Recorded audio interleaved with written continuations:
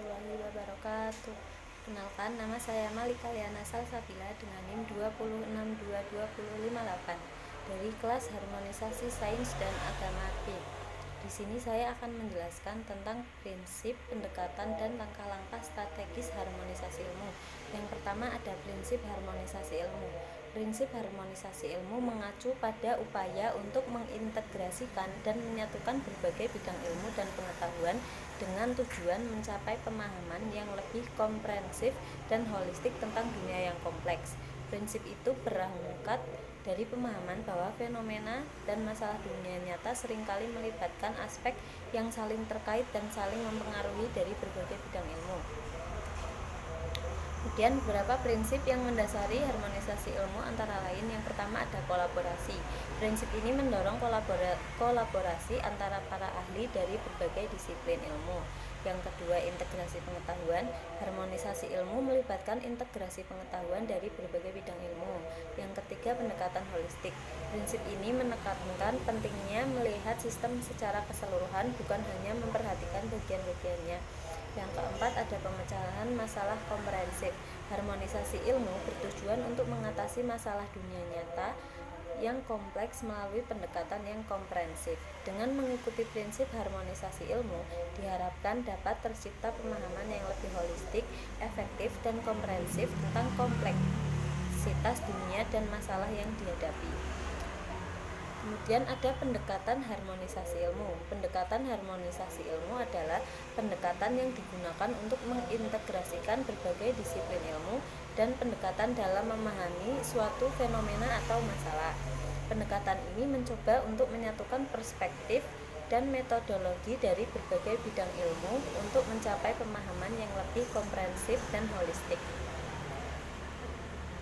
Berikut adalah beberapa pendekatan yang sering digunakan dalam harmonisasi ilmu. Yang pertama ada pendekatan interdisiplin. Pendekatan ini melibatkan kolaborasi antara berbagai disiplin ilmu yang berbeda. Yang kedua ada pendekatan transdisiplin. Pendekatan ini melampaui batas-batas disiplin ilmu dan melibatkan partisipasi aktif dari pemangku kepentingan di luar dunia akademik. Yang ketiga ada pendekatan sistemik. Pendekatan ini melihat fenomena atau masalah sebagai suatu sistem yang kompleks di mana komponen-komponen saling terkait dan saling mempengaruhi. Yang keempat ada pendekatan kuantitatif dan kualitatif. Pendekatan kuantitatif melibatkan penggunaan data dan analisis statistik untuk mengukur dan memodelkan fenomena. Sementara pendekatan kualitatif melibatkan pemahaman mendalam melalui wawancara, observasi, dan analisis teks. Pendekatan harmonisasi ilmu membantu memperluas pemahaman kita tentang dunia melalui integrasi pengetahuan dan pendekatan dari berbagai disiplin ilmu. Dengan mengadopsi pendekatan ini, kita dapat menghasilkan solusi yang lebih komprehensif dan berkelanjutan untuk menghadapi tantangan kompleks yang kita hadapi. Kemudian yang terakhir ada langkah-langkah strategis. Harmonisasi ilmu adalah sebuah proses yang melibatkan berbagai langkah strategis untuk mengintegrasikan berbagai bidang ilmu dan pendekatan. Berikut adalah beberapa langkah-langkah strategis yang dapat diambil dalam harmonisasi ilmu. Yang pertama ada identifikasi tujuan dan ruang lingkup. Langkah pertama adalah mengidentifikasi tujuan harmonisasi ilmu dan ruang lingkup masalah atau fenomena yang ingin dipahami secara holistik. Yang kedua ada penilaian multidisiplin. Lakukan penilaian dan analisis multidisiplin untuk memahami kontribusi dan kekurangan masing-masing disiplin ilmu terkait.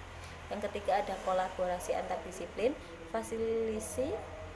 Fasilitasi kolaborasi antara ahli dari berbagai disiplin ilmu. Dalam hal ini penting untuk menciptakan forum atau platform yang memungkinkan interaksi, diskusi, dan pertukaran pengetahuan antara para ahli. Dalam praktiknya, langkah-langkah di atas dapat berulang dan iteratif tergantung pada kompleksitas masalah yang sedang ditangani dan perkembangan pengetahuan ilmiah yang terbaru. Sekian dari saya. Wassalamualaikum warahmatullahi wabarakatuh.